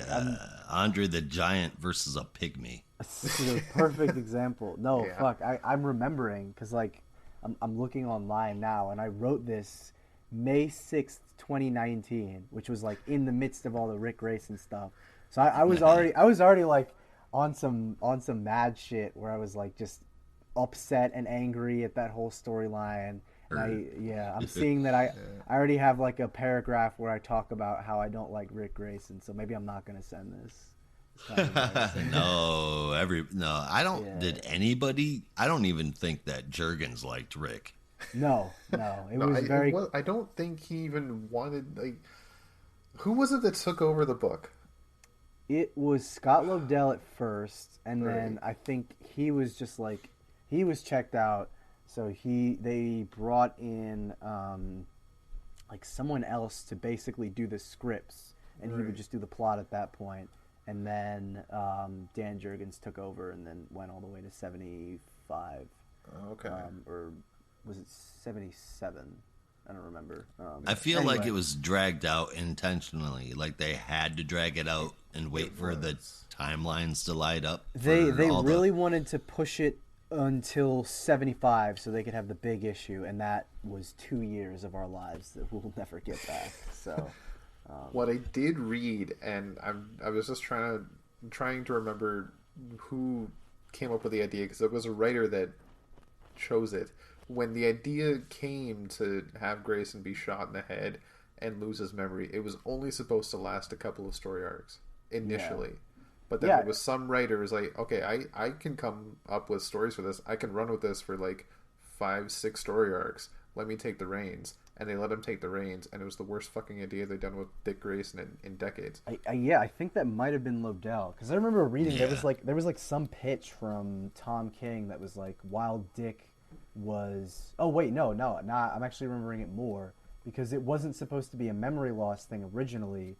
What Ben Percy and Tom King had pitched was Dick would have vertigo, meaning he wouldn't be able to operate as Nightwing, but he would still have his memory, and Tim Drake was going to pinch hit as Nightwing for a little while, but they didn't want to do that because Oh God, I'm wounded. I know. was so cool. I would have been so cool. And wait, fuck, I'm gonna find it. It's on my phone. But Travis Moore did a piece of fan art of Tim Drake as Nightwing, and is the coolest thing ever. It looks so cool. Like, he designed his own suit and everything. But yeah, I guess they scrapped all that because I think there were other plans in development for Tim Drake at the time. Might have been Young Justice, and then there were never any plans for Tim Drake. Let's face it. I know. But I was like, I just. Oh wait. Honestly, I found it, honestly, I found it. okay. Hold So on. Tom King's idea is sound and pretty cool for a short time. I don't know how long it would take for me to get tired of him being taken out by an inner ear infection. But Like, the fact that it's just that not major memory loss would definitely make it sound like it was going to be a short time. You guys see that, this? hell that yeah, I that can. looks like a combination of like Nightwing and a Grayson suit. Yeah, no, this was like Travis Moore basically did like fan art basically of Tim Drake as Nightwing. Oh It was shit! That's the so coolest cool, thing. dude. It was the coolest thing ever. I'm gonna send it. It does. That does look cool. It almost looks like a mix between honestly, like Grayson, Nightwing, and Red Hood's body armor. Yeah. Yeah, he's got like the shoulder pads, and it was like, I don't know, like, it was just such a cool idea. And I mean, it's long past now, but I still kind of want to see them try that of like Tim being That would Nightwing be for a awesome. little while. Good idea. I don't know if I want King to write anything Gotham. No, I would want like I adjacent. don't know. Yeah, I would want like someone who would really do something cool with Tim. I would have said James Tynion, but he's out the door now. So find someone else Tomasi. who's a fan. Yeah, Ooh, no, Tomasi. he's out the door too. He's doing his own stuff at Image now. Well, I guess don't he's doing care. that one Super Sun story. But... anyway, that was a long tangent. It can be. Let's get into our top 3 books for this week and our favorite moment if you have one. So, Josh, I'm going to let you start it off. I think we always have a favorite moment, my man, and this one is no different. But first, my top 3. Coming in at third, I had Arkham City Order of the World. Great book. Can't wait to see where it goes. I hope it doesn't turn to poo, because it could. Second one, Dark Knights of Steel. That kind of alternate universe is never something I'm interested in. All those period piece TV shows that are on TV, I can't sit through a whole episode, but this was amazing. And it's not, like Rob said, it's not Batman and Superman set in medieval times. It is Batman and Superman and quite a few other characters you might not expect to be there, Yeah. adapted for medieval times. So it's pretty cool. I really like that. And number 1, as is almost always the case, I have to give to Swamp Thing. But that's not where my favorite moment came. My favorite moment came out of Batman, where there's the solo pages of Batman and Peacekeeper. Yeah. Holy shit, that was so cool. Oh, it was just beautiful to look at, man. I would love like a print or a poster of that Batman page. Oh, Fucking yeah, right. it's great. Beautiful to look at. Very beautiful to look at. But that's it for me, man. All right, I'm gonna take a page out of Brandon's book because Uh-oh. I didn't have a coin to flip for number 3. Hey, they have an app for that.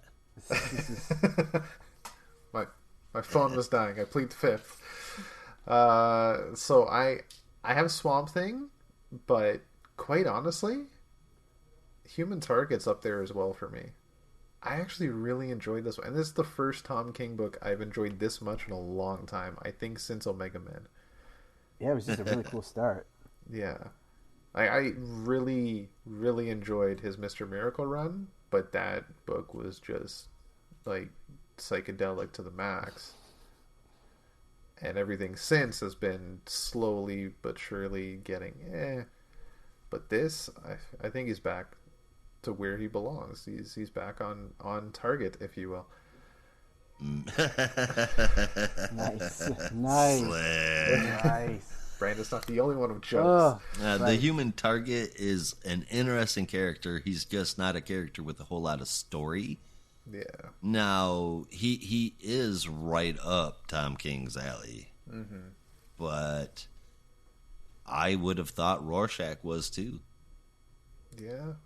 And that one seriously let me down. So I'm not saying it's shit right now. Right now it's pretty good, but it'll take to issue 4.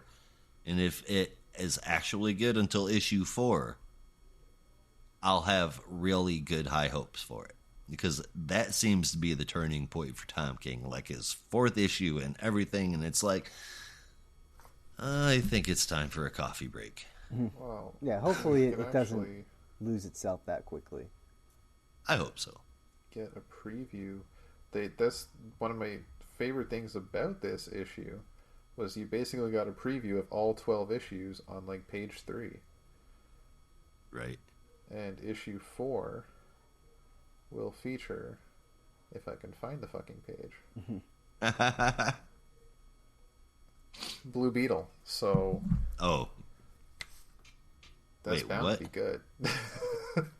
Yeah, it's page 9, I think, of the book, where it shows him going through each day, and it looks like each issue he's going to be meeting up with a different member of the Justice League International. Yeah. Oh, yeah.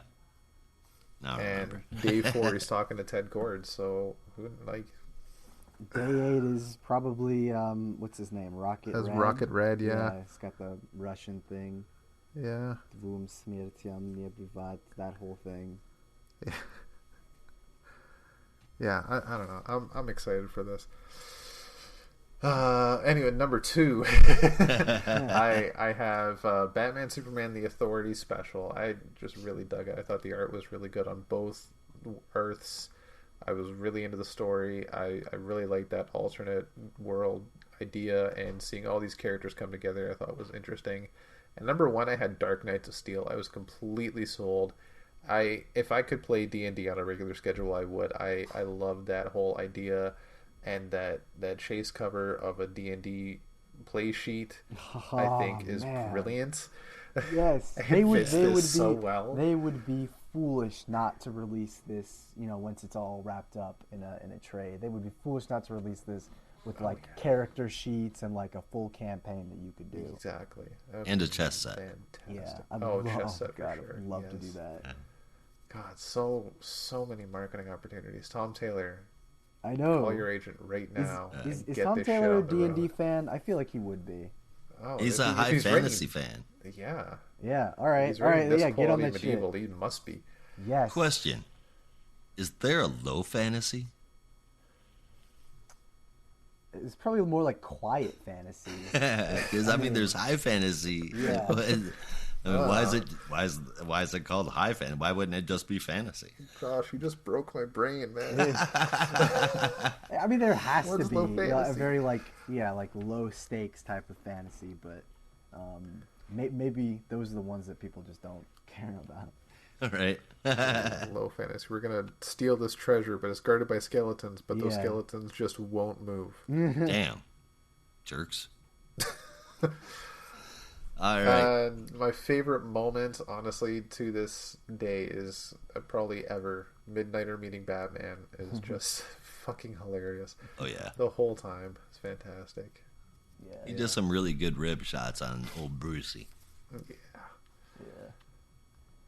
What My you got, top- Brandon? Yeah, my top picks for this week, I had Human Target at number 1, at number 3, just a really strong debut, and more Greg Smallwood in the world is always a win.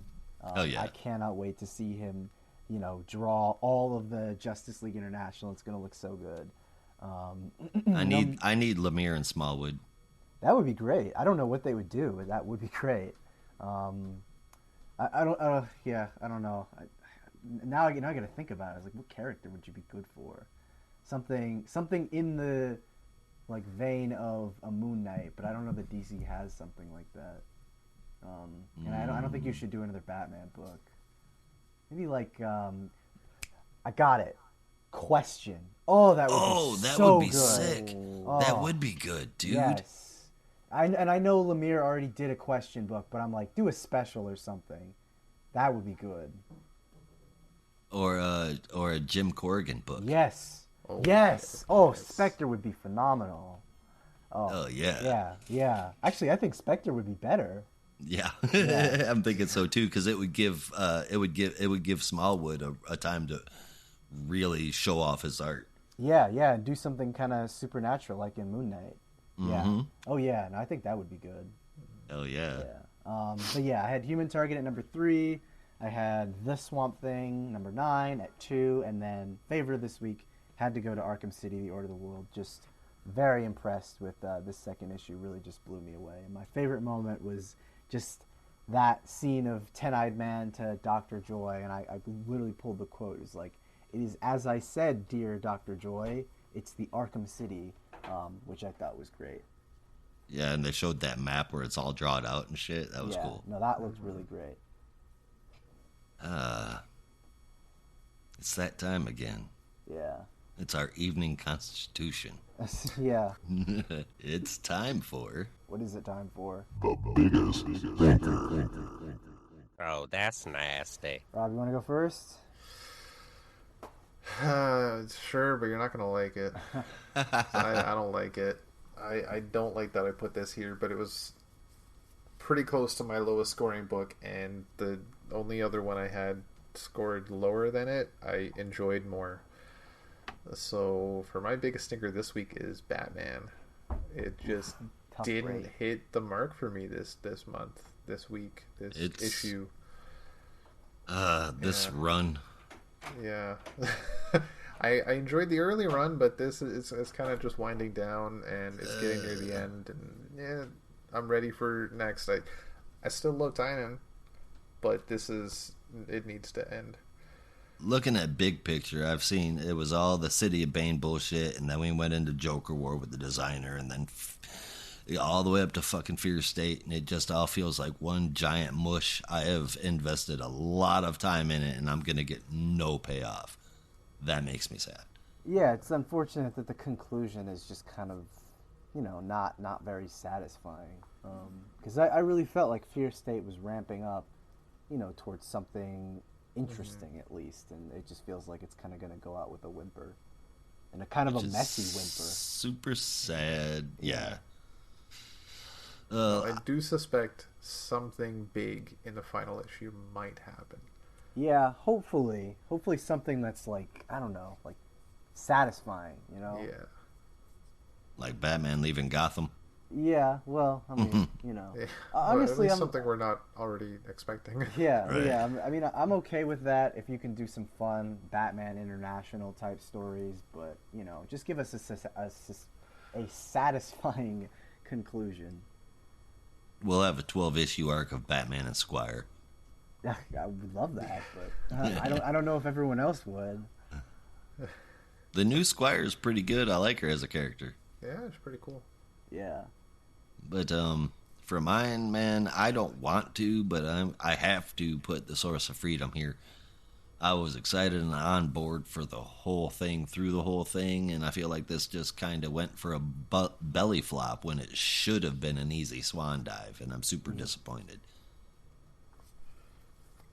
Super disappointed. The Source of Freedom also got biggest stinker for me. It was just like I said, I really wasn't interested in the ending at all, and it kind of left me with a cold feeling, and that I just don't feel like I'm ever going to come back to this series. Yeah, I mean, do we have any guarantee that there is going to be any future Mr. Miracle books? I don't know. I mean, I'm not aware of it, but I mean, I don't know that this was a big seller, and I mean, I haven't really heard. There doesn't seem to have been a lot of discourse on it, so it just kind of seems like it's a book that's just going to kind of come and go, and then once it's done, it's done. Yeah, I think it's done. Yeah. This is like, it's not like Swamp Thing where everyone's like, oh my god, I gotta have a season 2, and they finally give it to us, and this is just kind of like, yeah, it was here, and now it's not. Yep. Well, I suppose that rounds it up, huh? Yeah, well, before we head out for the night, is there anything that we're thinking about putting on the dump list, taking off the dump list? How are you guys feeling? Oh, dude, as far as the books this week, I mean, Mr. Miracle's out the door, but I mean, it's Batman, man, and we can't put Batman on the dump list. But no, and we have one more issue to go in Fear State, so then we have our fresh start coming, and hopefully that's not too disappointing. Hopefully. But yeah, as far as the dump list goes, I don't have anything I want to throw on there this week. Yeah, neither do I. What do we got going on next week then? What are the books that are supposed to come out? Do you know? Well, I could do that. Although I think we kind of agreed that it would kind of be best to maybe not cover some of next week's books because I don't know what's going on with their DC keeps schedule. lying to us. Yeah, I don't know what's going on with their schedule. They say one thing on their website. League of Comic Geeks says another thing. Thing from Another World says another thing. So I can tell you some of the books that are coming out. We have Action Comics, Wonder Woman, Joker. Excuse me. I Am Batman, Justice League Last Ride, Robin and Batman, Robin's #2, and Titans United, and potentially Black Manta, Superman and Lobo, and Batman Urban Legends. But again, that could very well change. We have no idea. So maybe stay tuned for next week. Where we will be covering some of DC those, comics maybe. of something. Yeah, exactly. But yeah, of course, as always, we'll be here talking comics, and we hope you'll stop by. Remember to go to notarobotpodcast.com for all of our episodes and our other shows with all sorts of people. But with that, there is only one way that we say goodbye around here. Until next time. Be good to each other. And don't be a robot.